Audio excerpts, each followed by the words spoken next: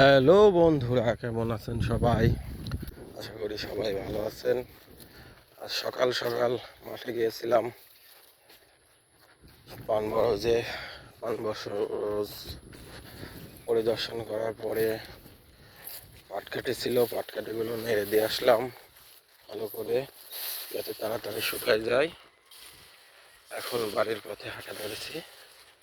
এই যে আমার চিরচেনা পথ, ঘাসের মাঝখান দিয়ে প্রত্যেক দিন যাওয়া আর আসা, যাওয়া আর আসা। যখন আপনি কৃষকের কাজ করবেন, কৃষকের কাজ, কৃষিকাজটা একটা নেশার মতো। এমন নেশা ধরে যাবে আপনার, মাঠে আপনাকে প্রতিদিন যেতেই হবে। না গেলে মনটা ভালো লাগবে না, মনে হয় যে কি যেন হয়নি, কি যেন হয়নি। ঠিক আছে, মাঠের কাজ এমনই, কষ্ট আছে কিন্তু স্বাদ আছে আলাদা একটা। ঠিক আছে, ফসল যখন আপনার কথা শুনবে, ফসল যখন আপনি কথা বলবেন ফসলের সঙ্গে, দেখবেন অন্যরকম একটা ভালো লাগা।